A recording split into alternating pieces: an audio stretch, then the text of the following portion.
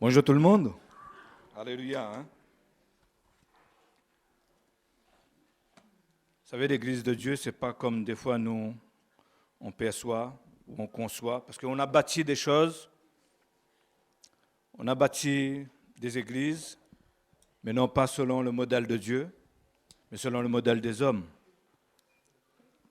Et c'est pour cela que des fois nous pouvons être surpris comment se passe un culte, comment ça déroule un culte, parce que c'est le Saint-Esprit qui dirige. L'Église, c'est le Saint-Esprit qui dirige l'Église. Amen. Et c'est pour cela que le Saint-Esprit fait comme il veut. Vous savez, Jésus avait une manière de fonctionner qui choquait les gens. Il avait une manière de faire que même les religieux ne comprenaient pas. Et tous les gens l'aimaient. Tous les gens voulaient le suivre parce qu'ils disaient, lui, il n'agit pas comme nos chefs, il n'agit pas comme nos prêtres religieux. Et c'est pour ça que nous devons suivre aussi ce que le Saint-Esprit fait, suivre le mouvement de l'Esprit. Ce n'est pas parce qu'un dimanche, nous avons habitué de fonctionner d'une telle manière que l'autre dimanche, on doit le faire exactement pareil. Si le Saint-Esprit nous demande de faire pareil, on le fait pareil. Mais le Saint-Esprit est libre de changer, de faire les choses autrement, parce que nous sommes là pour rendre un culte à Dieu, en esprit et en vérité. Alors, vous savez, moi je dis souvent maintenant, je n'ai pas 50 messages, j'ai un seul message. Et le message, et quand vous prenez de la Bible depuis Abraham jusqu'à Apocalypse, il y a un seul message. Le message, c'est Christ. C'est tout. Vous savez, quand les disciples ont voulu savoir, Jésus dit, il a commencé depuis Moïse, il a expliqué ce qu'il y avait que l'Ancien Testament à l'époque, il a expliqué Jésus et il a montré Jésus dans toutes les Écritures. Et ils ont vu Jésus. Et c'est pour cela que nous devons aussi voir Jésus. La parole de Dieu nous dit que Jésus est le chemin, la vérité et la vie. Et nul ne vient au Père que par lui. Il est le chemin. Vous savez, Dieu a parlé par des hommes, par des prophètes, par Abraham, Moïse, Daniel, Isaïe, David. Il a parlé par des hommes. Mais quand nous regardons la vie de tous ces hommes, tous ils ont manqué. Abraham a menti, Moïse a commis l'adultère, David a tué un homme pour prendre sa femme, et pourtant c'était des hommes de Dieu. Mais tous ils ont failli. Mais la parole de Dieu nous dit que dans les derniers temps, parce que vous savez, et c'était compréhensible que l'homme avait du mal à suivre Dieu. Parce que quand il regardait les représentants, les prophètes même, parce qu'ils étaient des prophètes, ils trouvaient des failles chez eux. Et ça donnait une occasion de chute pour le peuple. C'est pour ça que le peuple s'est tombé. C'est pour ça que même la sœur de Moïse, le frère de Moïse, Myriam et Aaron, va dire que Dieu parle-t-il toujours par Moïse et regarde, il parle aussi pas par nous, parce que Moïse aussi a commis des bêtises. Mais la parole de Dieu nous dit que dans ces derniers temps, Dieu a parlé par le Fils. Et vous savez qu'est-ce que le Fils pouvait dire, lui? Qui de vous me convaincra de pécher? Au fait, il disait aux gens, trouve un péché chez moi.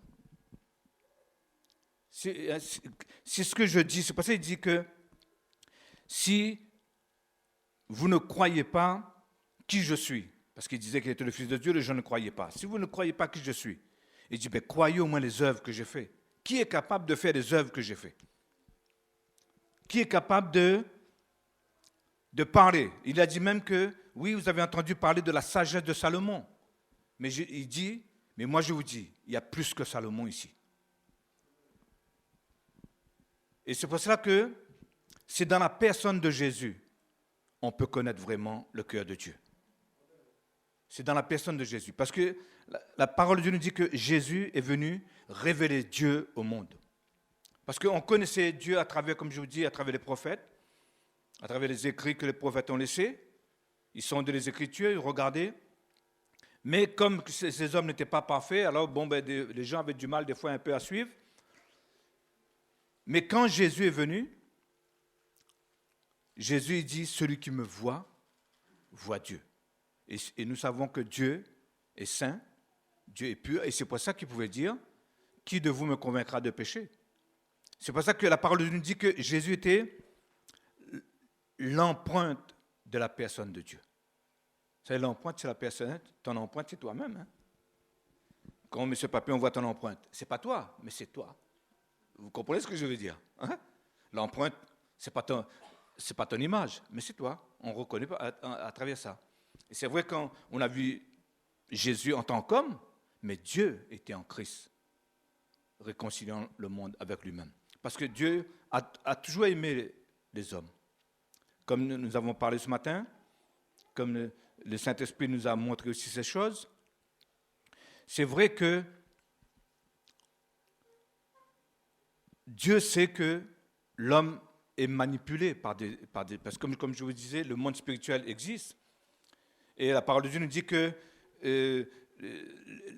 les gens sont animés par le verset que Nicolas a cité dans Éphésiens, que nous n'avons pas lutté contre la chair et le sang, mais contre les autorités spirituelles qui se trouvent dans les lieux célestes et qui agissent dans les fils de la rébellion. L'esprit rebelle qui est sur la terre, c'est parce qu'il y a un esprit qui pousse les gens à se rebeller. Et Dieu sait qu'on ne peut pas se délivrer de ça. Vous savez, que je dis souvent, vous pouvez faire ce que vous voulez, vous pouvez avoir la meilleure religion que vous voulez, mais pécheur, vous resterez pécheur. Et c'est pour ça que Jésus a dit, si vous voulez changer, il faut mourir pour renaître de nouveau. Parce que vous savez, vous ne pouvez pas demander à un pommier de porter des cerises. Vous aurez beau aller agenouiller tout le matin devant votre pommier pour dire « je veux que tu portes des cerises ». Vous pourrez faire tout ce que vous voulez, mais quand il y aura les fruits, il y aura toujours des pommiers. Et un pécheur pêchera toujours. Et c'est pour ça que Dieu savait que l'homme ne pouvait pas se sauver lui-même. Dieu savait, et il savait que l'homme se culpabilisait de plus en plus. Parce qu'il essayait par tous leurs efforts d'être bon, mais ils n'arrivaient pas. Et Paul va dire, je connais la loi, je connais toutes ces choses, je sais que la loi est bonne, je sais ce que Dieu dit est bon, mais il y a une force en moi qui m'empêche de vivre ça. Je fais le mal que je ne voudrais pas faire, et je n'arrive pas à faire le bien que je voudrais faire. Il dit, qui va me délivrer? Parce qu'il y a une loi à l'intérieur de nous, la loi du péché, qui nous pousse à pécher parce que c'est notre nature qui est comme ça. Et c'est pour ça que Jésus est venu, il nous dit qu'il faut que nous mourons et que nous puissions naître de nouveau pour recevoir une nouvelle loi, ce qu'on appelle la loi de l'esprit de vie. Et Paul va dire, qui me délivrera de ce corps de mort? Il va dire, grâce à Dieu, c'est Jésus qui va me délivrer de cela. Et c'est pour ça qu'on a besoin. Et c'est pour ça que quand on dit aux gens de venir à Jésus pour être sauvés, pourquoi? Sauvés de quoi? Sauvés de notre nature pécheresse, parce que c'est notre nature qui est comme ça. Parce que tu ne peux pas te sauver. Fais ce que tu veux. Essaye de pratiquer la Bible, la meilleure religion que tu veux. Au fond de toi-même, tu sais que tu n'es pas bon. Et c'est pour ça que Jésus va dire à un grand prêtre, il va dire ceci, si tu ne nais pas de nouveau, tu ne peux pas voir ni entrer dans le royaume de Dieu. Et cette nouvelle naissance, c'est quoi? C'est de recevoir l'Esprit de Jésus. Pourquoi on a besoin de recevoir l'Esprit de Jésus? Parce que c'est le seul esprit pur, c'est le seul esprit qui était dans un homme et qui n'a pas péché. C'est pour ça que je n'ai pas envie de vous faire des cours bibliques ce matin, mais non. C'est pour ça que quand Jean-Baptiste va baptiser, il a reçu cette mission de dire que Dieu m'a envoyé pour baptiser et il m'a dit, sur qui je verrai l'Esprit descendre, c'est lui, le Fils de Dieu. Je dis souvent ça, mais il faut que vous compreniez bien pourquoi. Et c'est un rapport avec nous-mêmes aussi, ça, pour un changement de notre vie. Et Jean-Baptiste baptisait des gens, il a baptisé des gens. Jusqu'au jour où il a vu l'Esprit descend comme une colombe sur Jésus. Et il dit, celui qui m'a envoyé baptiser m'a dit, sur qui tu verras l'Esprit descendre, c'est lui, le Fils de Dieu. Et il a reconnu Jésus en tant que Fils de Dieu quand il a vu l'Esprit descendre. Pourquoi on a besoin de comprendre cela? Parce que quand nous recevons maintenant Jésus dans notre vie, nous recevons le Fils. Et quand nous recevons le Fils, nous recevons le Saint-Esprit. Et c'est pour ça que sans le Saint-Esprit, nous sommes incapables de mener une vie pieuse. Parce que c'est le Saint-Esprit même qui a conduit Jésus, qui a guidé Jésus. Et c'est le Saint-Esprit maintenant qui va nous conduire de la même manière qu'il a conduit le Fils de Dieu. Et il va nous conduire de la même manière. Et c'est avec le Saint-Esprit que de plus en plus, nous prenons conscience de notre nature. Vous savez, plus que j'avance avec Dieu, plus que je me vois combien j'étais sale, méchant, plus que tu t'approches de la lumière, plus que tu vois des défauts sur toi. Tant que tu es loin de la lumière, il y a des choses qui sont cachées que tu ne vois pas. Mais plus que tu t'approches de la lumière, tu vois tes tâches, tu vois tes saletés, tu vois toutes ces choses. Mais Dieu ne te juge pas. Dieu ne te condamne pas. Quand tu vois, tu as simplement à dire, Seigneur, enlève-le. Parce que je ne peux pas le faire. Est-ce qu'un léopard peut-il changer ses tâches? Il ne peut pas. Mais il n'y a que Dieu qui peut changer la nature d'un homme. Et si nous ne changeons pas de nature, nous sommes incapables de vivre la vie que Dieu nous demande de vivre. Et c'est pour ça que nous avons besoin de recevoir Jésus, pas seulement Jésus, mais l'Esprit de Jésus. C'est pour ça que quand vous voyez ce passage dans Jean chapitre 20, verset 21, il dit, et Jésus souffla sur eux, et il dit, recevez. La Bible dit, recevez le Saint-Esprit. Mais la vraie version, ce n'est pas recevez le Saint-Esprit, c'est recevez mon esprit. C'est qu'il devrait recevoir l'Esprit de Jésus pour que le jour de la Pentecôte, lorsque le Saint-Esprit vient, reconnaît l'Esprit de Jésus en eux et qu'ils soient baptisés du Saint-Esprit. Et c'est pour ça que nous avons besoin de recevoir Jésus d'abord avant de recevoir le Saint-Esprit. Parce que le Saint-Esprit, Jésus a dit, quand moi je partirai, le Saint-Esprit viendra et vous enseignera toutes choses et vous conduira dans toute la vérité, parce qu'il est l'Esprit de vérité. Vous savez, c'est pour ça que je dis, et je dis souvent à l'église ça, et je conseille à l'église cela, moi j'apprends plus la Bible par cœur. Avant, je voulais apprendre des versets par cœur pour dire que je connais tous ces versets. Si on me parle d'un verset, oui, je connais, si on me parle... Non. Parce que pourquoi j'ai besoin de connaître tout cela? J'ai besoin de connaître ce qui m'intéresse maintenant. Qu'est-ce que la parole me dit pour maintenant? C'est ça que j'ai besoin de connaître. Et c'est pour ça que le Saint-Esprit et Jésus, il va dire à ses disciples, allez partout. Et les disciples, je suis sûr qu'on ne connaît pas tout ce que tu sais, Jésus. Il va dire, ne vous inquiétez pas. Quand il faudra parler, le Saint-Esprit viendra, il mettra mes paroles dans ta bouche et tu diras ce que tu as à dire. Et quand nous faisons confiance au Saint-Esprit, je me suis étonné des fois, parler avec des gens et que la parole de Dieu soit de ma bouche, je dis, je n'ai pas appris ça. Je ne l'ai pas appris, mais le Saint-Esprit nous donne la parole au moment approprié. C'est pour ça que la parole nous dit, offrez vos corps simplement, comme un sacrifice vivant à Dieu. Ce que nous avons à faire, Seigneur, tu vois comment je suis? Je ne suis pas parfait. Je me sens même comme les gens qui venaient agir, je me sens impur. Je n'ose pas te toucher, parce que tu es saint, tu es un homme de Dieu. Mais Jésus chassait personne. Les prêtres, les religieux de l'époque ne voulaient pas toucher ces gens. Mais Jésus dit, et la parole de Dieu nous dit que Jésus allait chez les prostituées, allait chez les ivrognes, allait chez les lépreux. Et il n'avait pas peur de parler avec ces gens, toucher ces gens.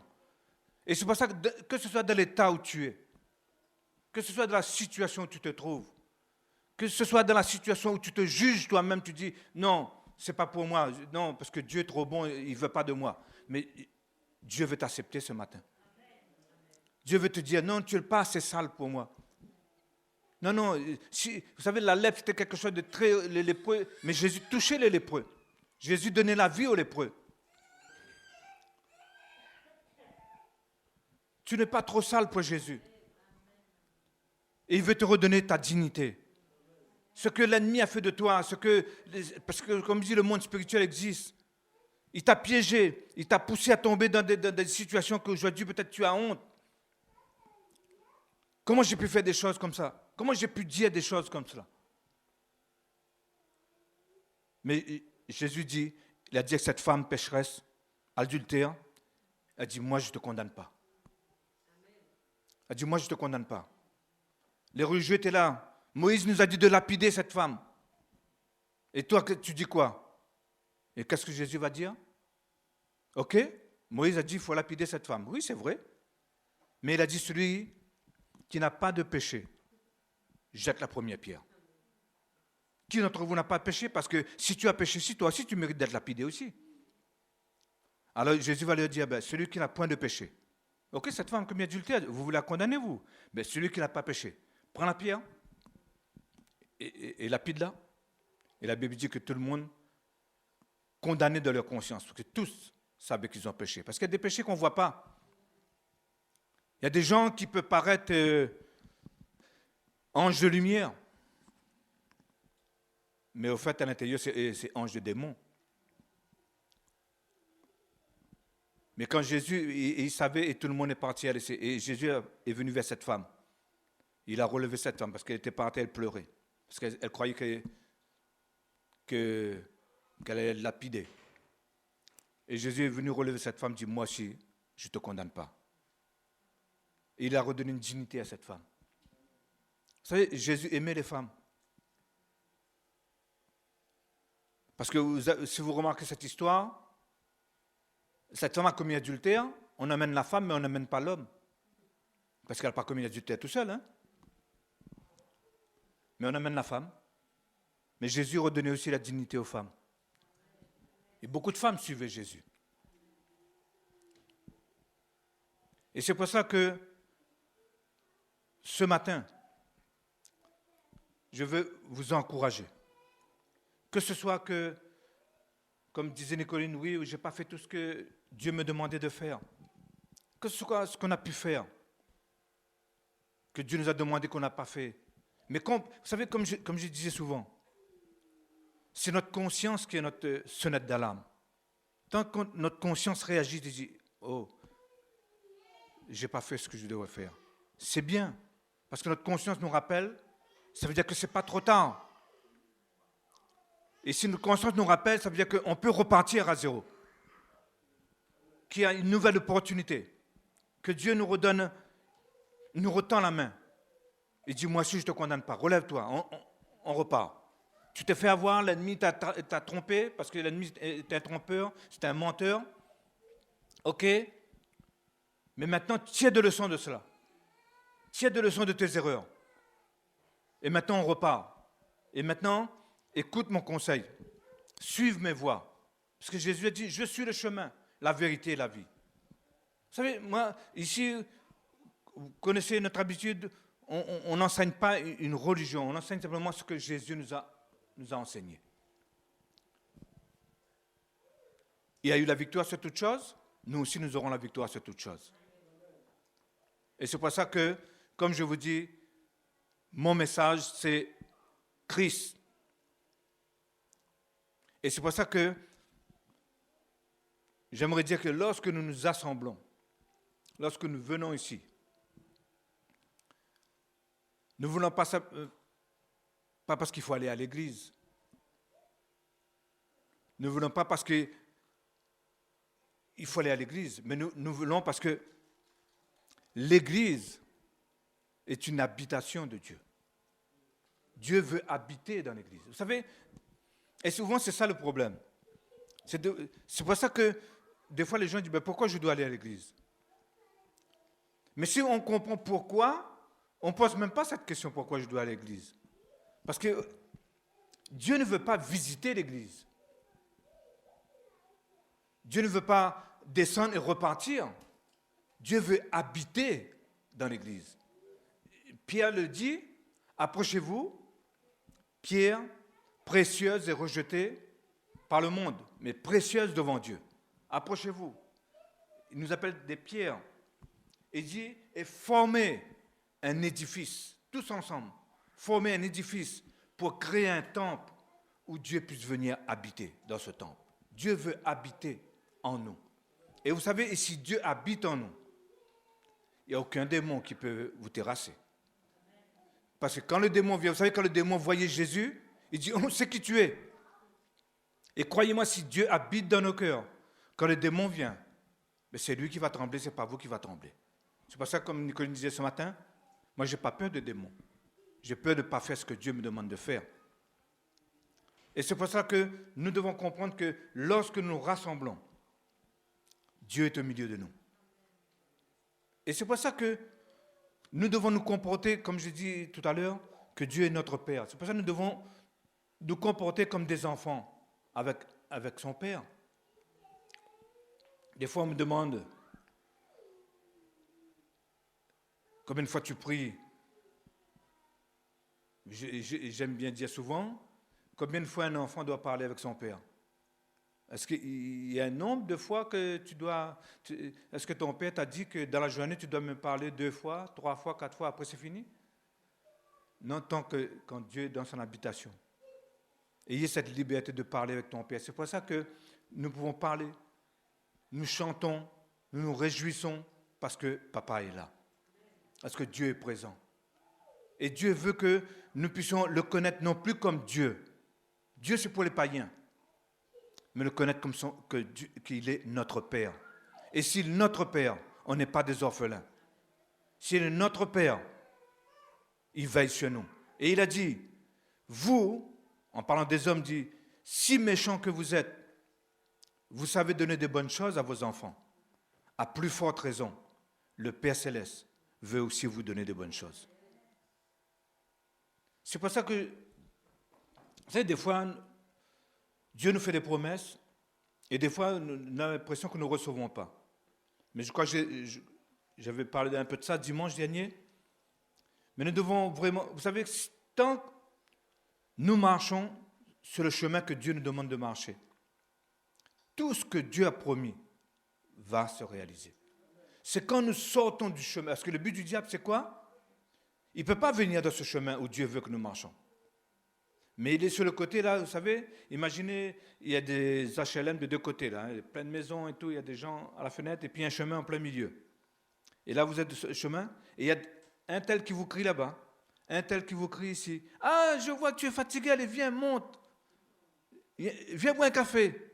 C'est quand nous sortons, et c'est comme ça le diable fait avec nous. Il sait que nous sommes en train de marcher sur un chemin avec le Seigneur, et c'est ça la tentation, en fait. Et là, à côté de nous, il y a plein de choses qui nous attirent et qui nous poussent à sortir de ce chemin. Et c'est lorsque nous sortons de ce chemin que le diable peut nous toucher. Mais tant que nous sommes dans le chemin que Dieu a tracé pour nous, et c'est pour ça que Jésus a dit, je suis le chemin. Tant que vous marchez sur mes traces, rien ne pourra vous arriver. Aucun démon ne pourra vous toucher. Et c'est pour ça que je dis souvent, Église, restez dans le chemin. Restez. Ils ont traversé le désert. Traverser un désert, ce n'est pas facile. Mais Dieu a dit, vos vêtements se sont usés sur vous? Vos souliers se sont usés? Il vous a manqué de la nourriture dans le désert? Il vous a manqué de l'eau dans le désert? C'est vrai que des fois, le chemin que Dieu nous demande, ce n'est pas facile. Mais il nous fait la promesse, comme nous avons entendu. Je ne vous abandonnerai pas, je ne vous délaisserai pas. Mais je vous amènerai jusqu'au bout vers la terre promise où coule le lait et le miel. Le lait et le miel, c'est la prospérité, c'est l'abondance. Mais pour arriver à l'abondance, il y a un chemin difficile à traverser, il y a le désert à traverser. Et souvent, l'ennemi veut nous faire sauter cette étape. Vous savez, Jésus lui-même a passé par le désert. Et Dieu a voulu que Jésus passe par le désert. Et comme il est le chemin, nous aussi, nous passerons par le désert. Nous aussi, là où Jésus a traversé, nous traverserons aussi. Pour pouvoir avoir la victoire que Jésus a eue, nous devons marcher aussi, mener le même combat qu'il a mené aussi. Si on veut lever la couronne que Jésus a levée, on doit mener le même combat pour que nous aussi nous puissions lever cette couronne. Et c'est pour ça, Église, ce matin, je vous encourage de suivre Jésus, de donner votre vie à Jésus. Il vous révélera qui est Dieu. Il vous révélera qui est le Père. il vous montrera. Parce que personne ne connaît le Père si ce n'est le Fils. Un jour, les gens ont dit, on pose des questions, parce que Jésus, il posait des problèmes à tout le monde à son époque. Et il va poser ces questions à ses disciples, il dit, qui dites-vous que je suis? Et les gens ne savent plus qui il est. Ah, il y en a qui disent que tu es prophète. Ah, il y en a qui disent que tu es Élie. Il y en a qui disent que... Ok, c'est ce que les gens disent. Mais vous êtes avec moi. Il dit à ses disciples, vous êtes avec moi, tout le temps. Et nous, depuis le temps qu'on connaît Jésus, nous aussi. Hein? Depuis le temps qu'on parle avec Jésus. Ok, les gens de dehors disent ça de moi. Ok, mais vous qui êtes avec moi, vous m'avez vu, vous m'avez entendu. Parce que vous savez, quand Jésus prêchait, il y a des choses que le peuple ne comprenait pas. Mais les disciples, Jésus les prenait à part et les enseignait. Et alors Jésus dit, vous avez reçu plus vous que les autres. Il dit, ok, les gens disent que je suis prophète, l'autre disent que je suis Élie, l'autre je suis Jean-Baptiste, ok. Mais vous maintenant qui êtes avec moi, qui dites-vous que je suis? Et c'est là que Pierre a fait cette grande confession qui pose encore problème aujourd'hui. Il dit, je sais que tu es le Fils de Dieu. Et Jésus a dit, Pierre, ça c'est pas la chair et le sang qui t'a révélé ça, mais c'est mon Père qui est dans les cieux. Et c'est pour ça que nous avons besoin de la révélation du Père pour connaître qui est le Fils. Parce qu'il n'y a que le Père qui connaît le Fils, il n'y a que le Fils qui connaît le Père. Il faut que le Père nous révèle qui est Jésus, afin que vraiment nous puissions le suivre en toute confiance. Il a dit, celui-ci est mon Fils bien-aimé, écoutez-le. Faites tout ce qu'il vous dira. Même Marie a dit ça. Faites tout ce qu'il vous dira. Et c'est pour cela que aujourd'hui, nous ne pouvons pas dire que nous sommes dans l'ignorance. Nous sommes dans l'ignorance si nous le voulons. Parce qu'il y a un moyen de connaître. Le Seigneur veut que nous sachions. Paul a dit que quand le Seigneur l'est appelé, c'est pour que les païens ne puissent pas rester toujours dans les ténèbres, mais qu'ils puissent connaître avec tous les saints. Dans Éphésiens, il va dire aussi, avant nous étions ignorants de toutes ces choses. Nous ne faisions pas partie de l'alliance. Nous étions rejetés par les circoncis. Nous étions sans loi, sans Dieu dans le monde. Il dit, c'est ce que nous étions. Mais Dieu ne veut plus que nous restions dans cette ignorance. Dieu veut que nous soyons éclairés aujourd'hui. Et c'est pour ça que c'est possible. Vous savez, avec Jésus, on n'a pas besoin de grande théologie. Les enfants sont venus avec Jésus, ils ne connaissaient rien, et Jésus a dit, le royaume de Dieu pour ceux qui le ressemblent. Alors imaginez tous les théologiens, tous les prêtres, tous les scribes qui sont là, et ils ont fait des efforts pour atteindre le royaume de Dieu. Ces enfants-là qui n'ont rien fait, et Jésus dit, le royaume de Dieu est pour ceux qui le ressemblent. Au fait, il est en train de dire à tous ces théologiens, abandonnez toute votre théorie et redevenez comme des enfants.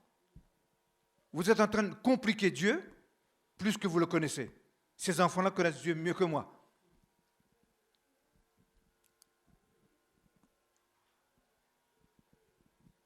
Dieu a fait les choses de manière simple que même un enfant peut comprendre.